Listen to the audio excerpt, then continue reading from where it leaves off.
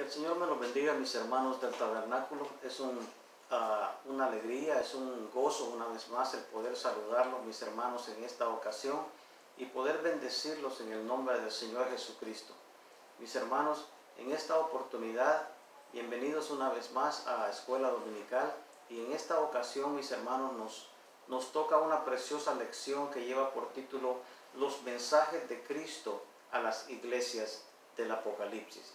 Pero antes de comenzar, mis hermanos, quisiéramos hacer una pequeña oración para que sea el Espíritu Santo quien venga y nos acompañe en esta oportunidad. Que sea el Espíritu Santo quien venga y sea Él el Maestro, que sea Él quien venga y que toque nuestros corazones y nuestras mentes. Hagamos una oración, mis hermanos, y preparemos nuestros corazones. Padre bendito, Señor, te adoramos y te bendecimos, Señor. Te damos honra, gloria y alabanza, Padre, porque tú eres bueno y tu amor y tu misericordia, oh Dios, es para siempre. Gracias, Padre, por la vida y la salud que nos concedes, por esta oportunidad, Padre, que nos permites, bendito Dios, Señor, una vez más, bendito Dios, Señor, aprender, Señor, y estudiar tu palabra, bendito Dios, Padre. En esta oportunidad, bendito Dios, pedimos que, Señor, que sea tu Espíritu Santo, Señor, quien venga, Señor, y nos enseñe, Señor, que sea tu Espíritu Santo, Señor, quien venga, Señor, y traiga convicción, Señor, a nuestras vidas, bendito Dios. Padre, a esta hora, bendito Dios, Padre, te entregamos nuestra mente y nuestro corazón, bendito Dios, y pedimos, bendito Dios, Padre, bendito Señor, que seas tú, bendito Dios, Señor, quien dirija, Señor, esta clase, bendito Dios, Padre. En el nombre de Cristo Jesús, Señor, te damos a ti la honra, la gloria y la alabanza. Amén. Como lo dije al principio, mis hermanos, hemos comenzado una serie de lecciones acerca del libro de Apocalipsis. Y en esta ocasión vamos a estar analizando, vamos a estar estudiando las cartas que el Señor Jesucristo envió a las iglesias de Asia. Y les voy a pedir, por favor, que para que se vayan preparando, si pueden ustedes, mis hermanos, abrir sus escrituras en Apocalipsis en el capítulo 2. Es ahí donde vamos a comenzar nuestra lección, mis hermanos.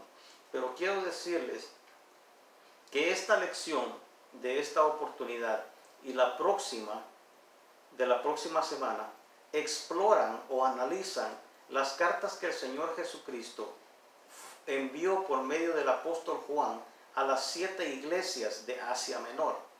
Y estas cartas, cuando las vemos, comienzan con elogios, luego pasan a la reprensión y terminan en una promesa.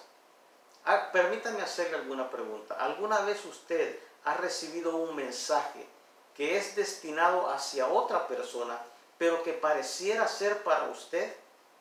Y le hago esta pregunta, mis hermanos, porque cuando leemos estas cartas a las iglesias de Asia Menor, tal vez tendremos esa sensación. Tendremos esa sensación como que el Señor nos está hablando a nosotros. Porque recuerde que estas cartas el Señor le habló a personas muy distantes de nosotros en tiempo y en espacio. Sin embargo, los mensajes todavía son pertinentes, que son un testimonio del poder de la inspiración de las Escrituras. Así que mientras leemos estas cartas, permitamos, mis hermanos, que el Señor nos hable hoy en esta oportunidad. Como le dije, abra su Biblia en el capítulo 2 capítulo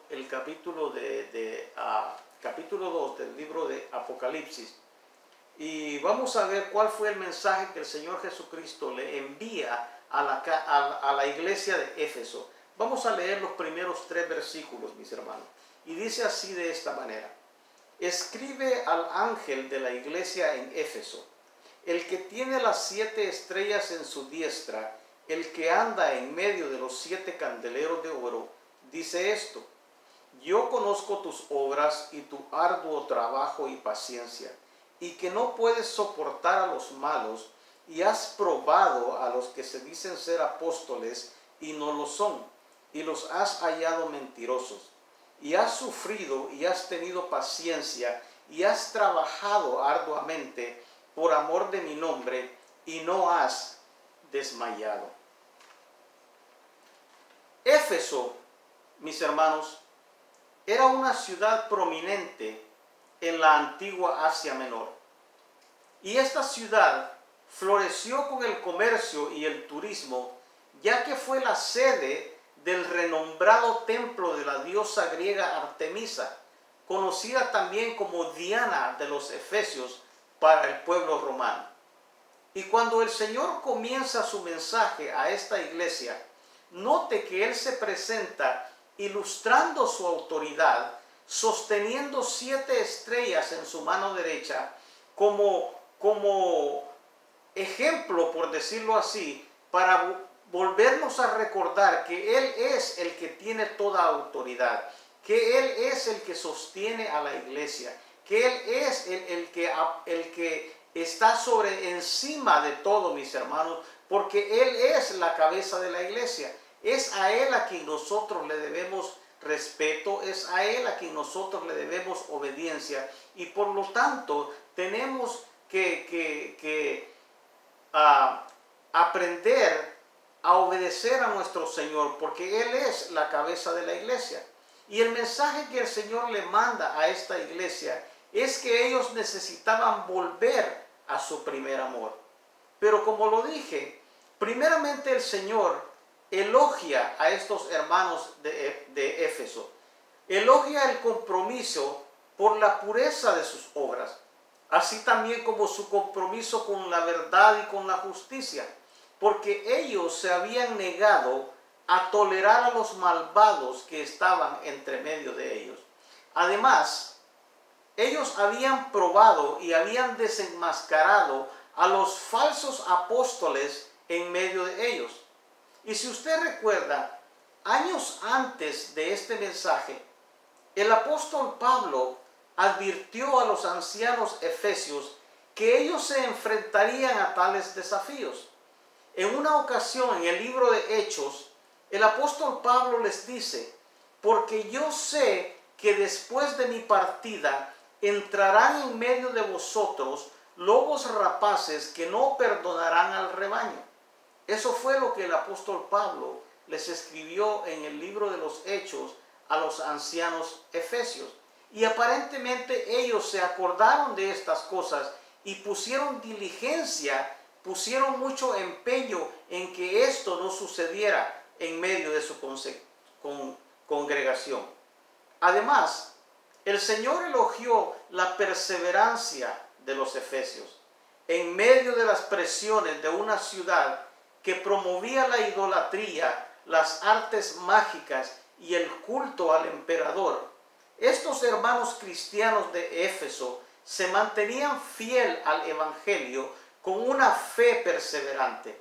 Y esto, mis hermanos, es un gran ejemplo para nosotros.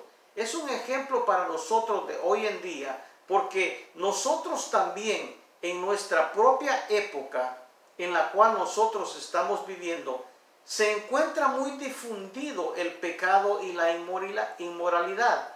Y así como los hermanos de Éfeso pudieron permanecer firmes, pudieron permanecer perseverantes en su fe, en medio de toda esta idolatría, en medio de toda esta inmoralidad, también nosotros podemos lograrlo, mis hermanos.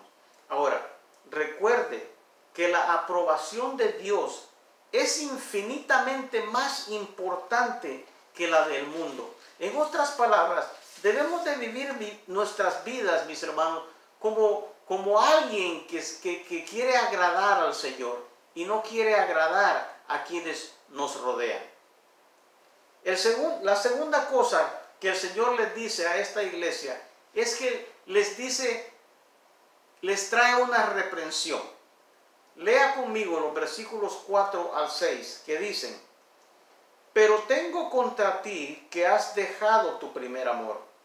Recuerda por tanto de dónde has caído y arrepiéntete y haz las primeras obras, pues si no, vendré pronto a ti y quitaré tu candelero de su lugar si no te hubieres arrepentido.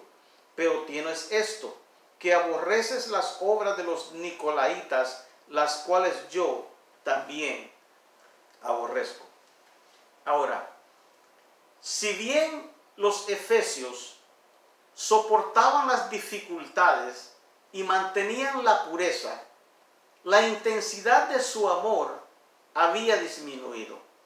Mantenían sus doctrinas y prácticas en orden, pero no tenían la comunión íntima y amorosa con Dios que alguna vez disfrutaron. Y esto es entendible porque muchas veces en nuestras propias vidas o en nuestras propias, vamos a decirlo, nuestras propias congregaciones, muchas veces estamos muy ocupados, mis hermanos, con diferentes actividades. Posiblemente tengamos una conferencia un día y luego el siguiente fin de semana tenemos una confraternidad y luego tenemos un estudio de entrenamiento para los líderes y luego tenemos que ir acá y luego tenemos que acá. Tal parece que estamos de actividad en actividad y actividad. Y luego yo me pregunto, ¿y cuándo tenemos tiempo para pasar un tiempo íntimo con el Señor? Y aparentemente esto es lo que le había sucedido a esta iglesia. Estaban trabajando arduamente, que no es nada malo, pero se habían olvidado lo que era más importante, que era la comunión íntima y personal con nuestro Salvador. Eso era lo que el Señor les estaba reprendiendo a estos hermanos. Pero el Señor les ofrece una manera de que ellos pudieran enmendar su conducta. Los llamó a recobrar su celo anterior y a regresar a su primer amor. Ahora, 3 palabras son claves que el Señor menciona en esta oportunidad. Les dice: recuerda, arrepiéntete y quitaré.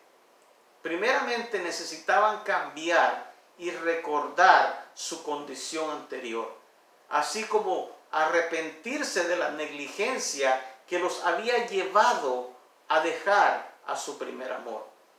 Si no volvían a una relación recta con el Señor, Él los juzgaría, quitando su candelero, y ya no andaría en medio de ellos. Recuerde que nosotros como iglesia, el Señor nos ha puesto como una luz para que alumbremos nuestro vecindario, para que alumbremos la sociedad la cual nos rodea. Y el Señor ha prometido estar en medio de nosotros, apoyándonos en todo lo que hagamos. Pero a esta iglesia el Señor le dice que si ellos no volvían a su primer amor, que Él ya no estaría con ellos. Y qué triste, mis hermanos, cuando tenemos, digamos, una congregación en la cual el Señor ya no se encuentra presente en medio de ella. Por lo tanto, mis hermanos, nosotros debemos de ser diligentes y no olvidarnos de nuestra comunión con nuestro Señor. Pero el Señor también les hace una promesa. En el versículo 7 del mismo capítulo, el Señor les hace esta promesa y dice: el que tiene oído, oiga lo que el Espíritu dice a las iglesias. Al que venciere, le daré a comer del árbol de la vida, el cual está en medio del paraíso de Dios. El Señor Jesucristo concluye cada carta con una promesa a los vencedores. Y estas promesas están conectadas a los desafíos que enfrentaba cada comunidad. Así como el Señor quería que los efesios volvieran a su afecto original, Él prometió que si lo hacían, les daría de comer del fruto del árbol de la vida. La promesa de vida eterna sería de ellos, como lo es para nosotros también, y para todos aquellos que vencen, que permanecen fieles, que permanecen firmes, sirviendo al Salvador. Amén, mis hermanos. Entonces, pongamos atención, mis hermanos, a lo que el Señor nos está diciendo en esta mañana. Debemos de ser diligentes en nuestra comunión íntima con Él. La segunda carta, el Señor la envía a la iglesia de Esmirna. Y a Esmirna el Señor les escribe para que estos hermanos continuaran permaneciendo fieles en lo que estaban pasando en esos momentos. Esto es lo que el Señor Jesucristo le escribe a la iglesia de Esmirna. Capítulo 2, versículos 8 al 10, dice de esta manera: y escribe al ángel de la iglesia en Esmirna, el primero y el postrero, el que estuvo muerto y vivió, dice esto: yo conozco tus obras y tu tribulación y tu pobreza, pero tú eres rico, y la blasfemia de los que dicen ser judíos y no lo son, sino sinagoga de Satanás. No temas en nada lo que vas a padecer. He aquí el diablo echará a algunos de vosotros en la cárcel para que seáis probados y tendréis tribulación por 10 días. Sé fiel hasta la muerte y yo te daré la corona de la vida. La antigua ciudad de Esmirna, mis hermanos, también fue una ciudad muy importante en esta parte del mundo. Esmirna se construyó en una colina con templos y otros edificios importantes llamados la Corona de Esmirna. Pero esta ciudad fue destruida más tarde y permaneció muerta y desolada por más de 300 años antes de ser reconstruida. Más tarde hubo allí un templo al emperador Tiberio, lo que la convirtió en un importante centro de culto al emperador.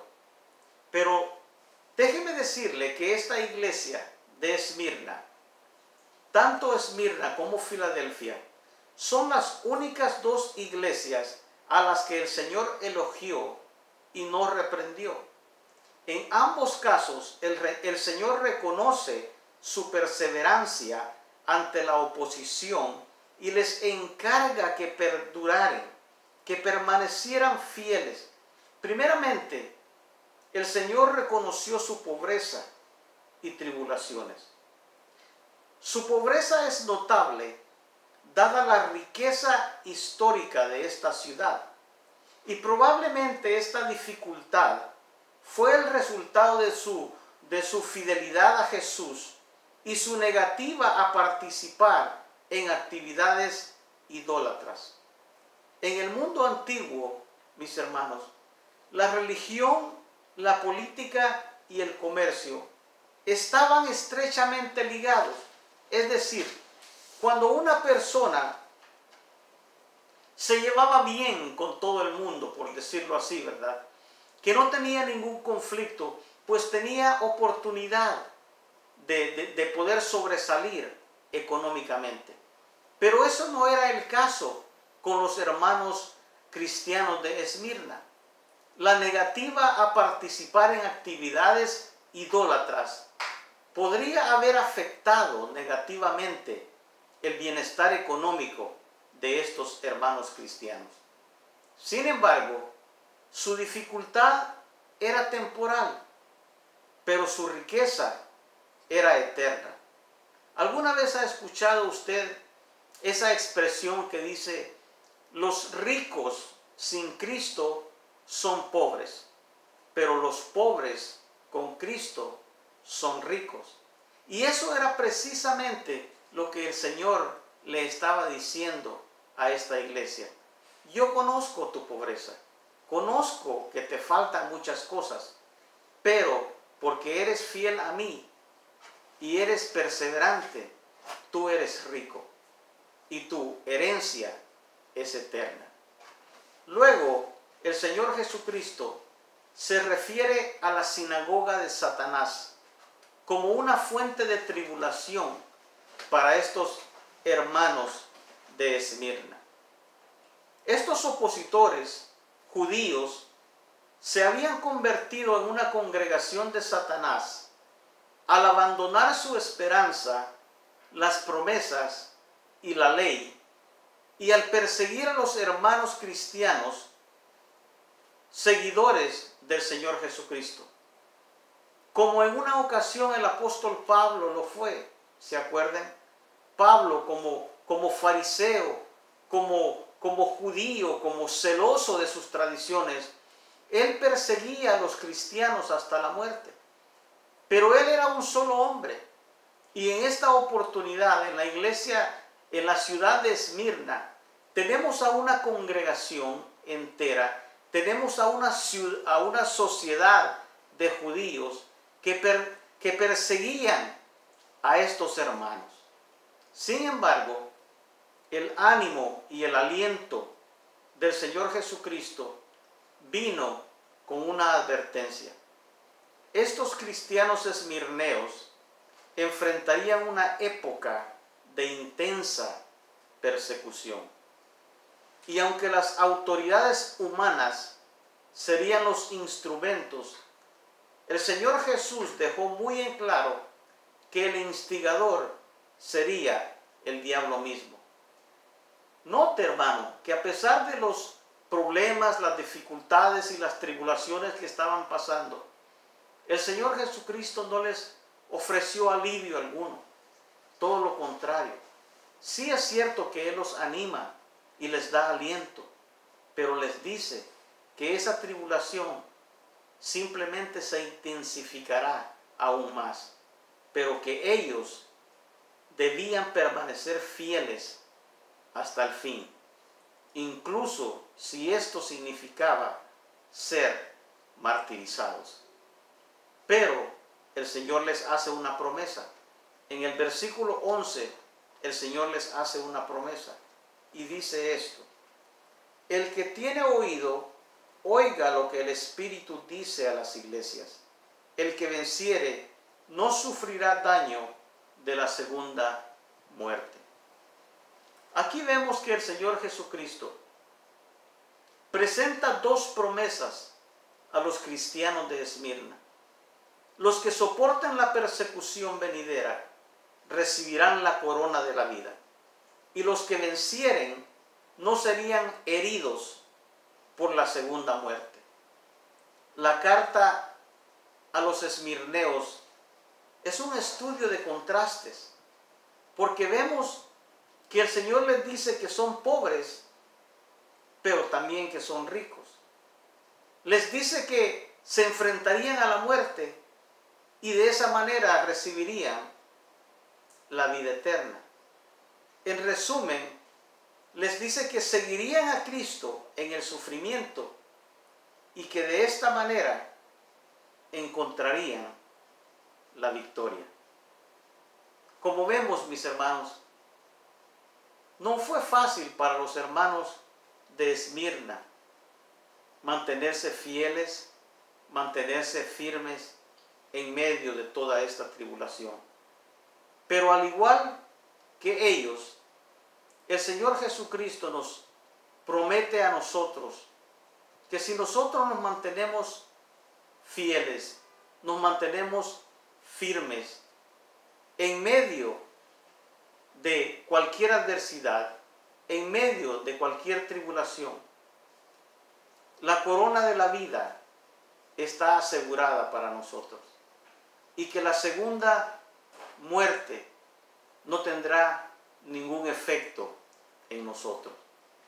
Por lo tanto, debemos de consolarnos, debemos de animarnos, alentarnos con las palabras que el Señor Jesucristo nos da a nosotros en esta mañana. La tercera carta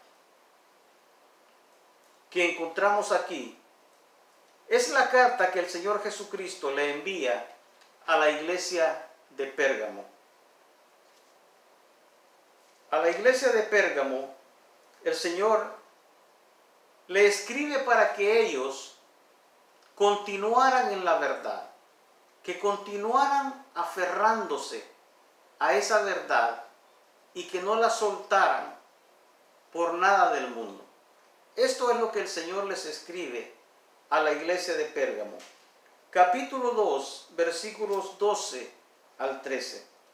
Dice: escribe al ángel de la iglesia en Pérgamo, el que tiene la espada aguda de dos filos, dice esto: yo conozco tus obras y dónde moras, donde está el trono de Satanás, pero retienes mi nombre y no has negado mi fe, ni aun en los días en que Antipas, mi testigo fiel, fue muerto entre vosotros, donde mora Satanás. Vemos que el Señor Jesucristo reconoció el ambiente desafiante que enfrentaban los cristianos en la ciudad de Pérgamo.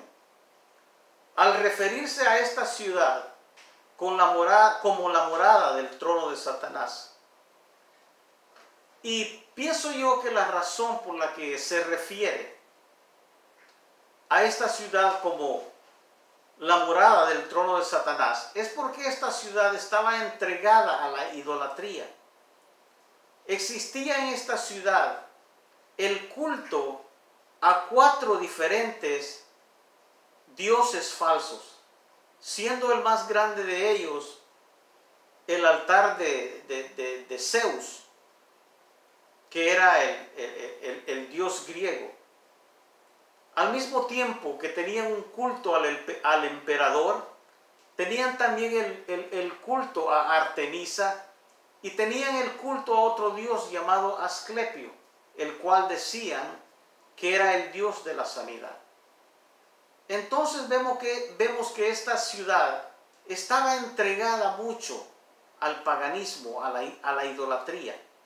Y por esa razón el Señor se refiere a esta ciudad como el centro o como la morada del trono de Satanás. Pero vemos también que el Señor elogió a esta iglesia por mantenerse fiel a la verdad en presencia de los poderes demoníacos que eran contrarios a ellos. Y también destacó a un fiel hombre llamado Antipas, quien fue asesinado en esa ciudad por mantenerse fiel a su fe.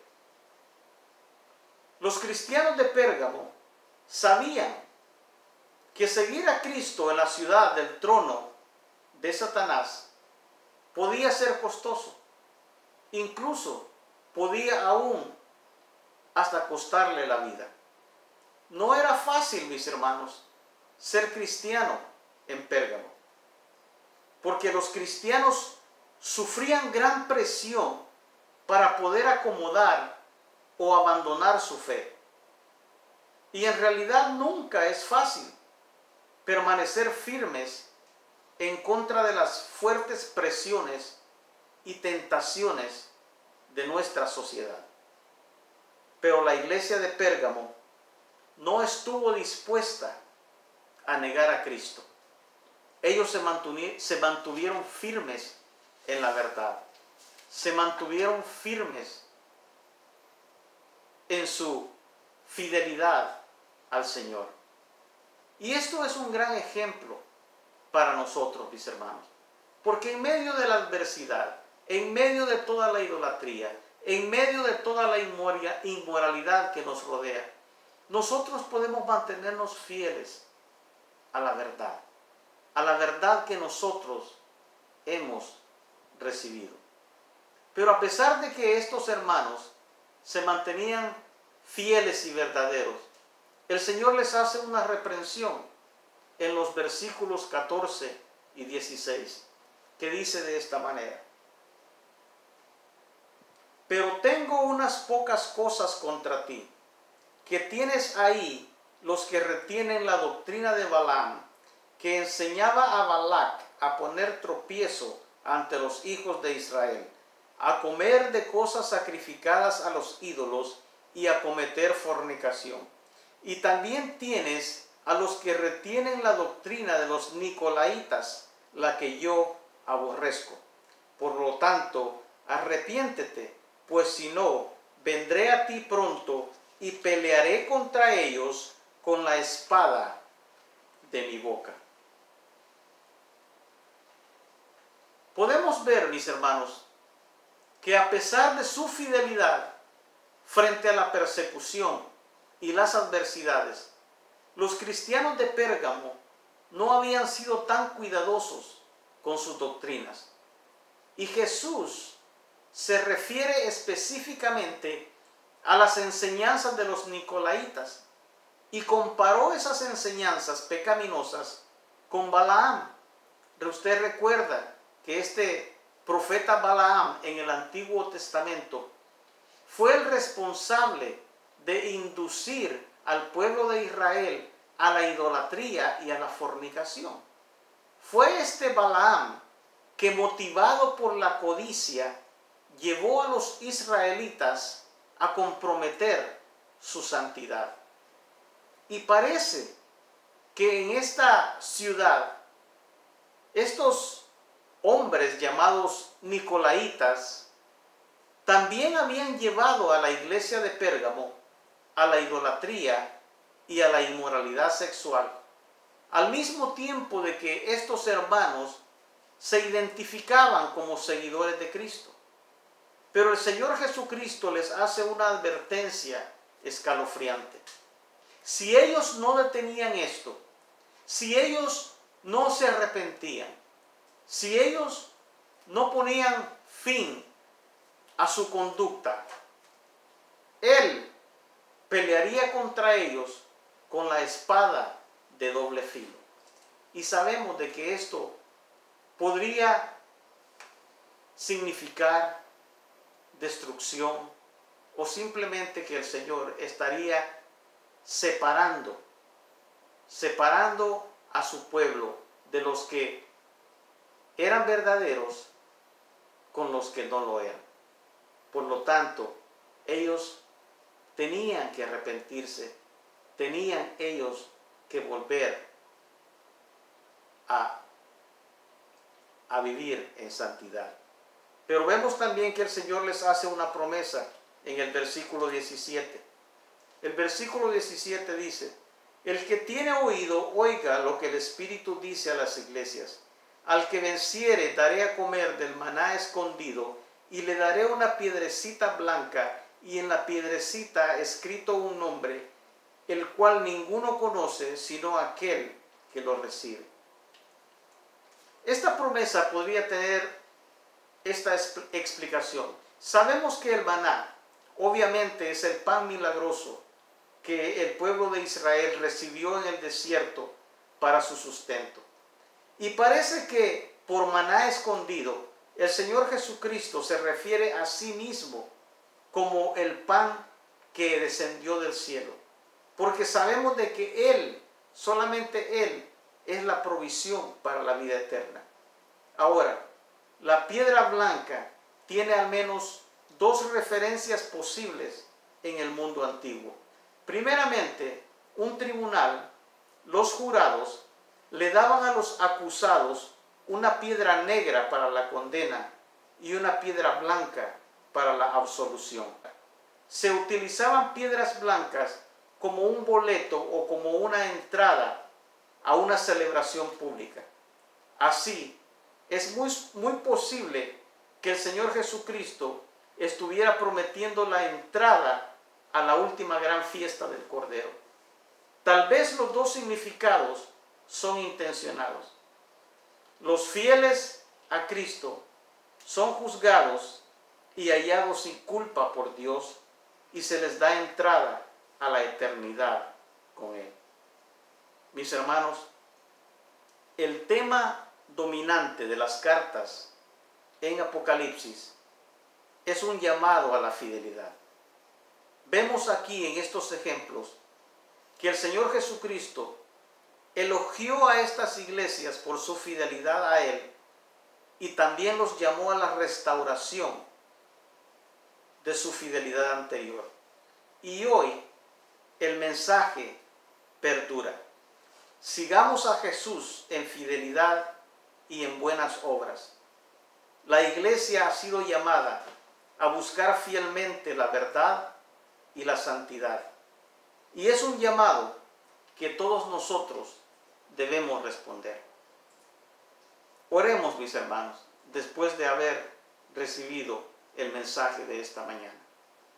Padre bendito, Señor, una vez más, te damos gracias, eterno Dios, por el consejo de tu palabra, Señor.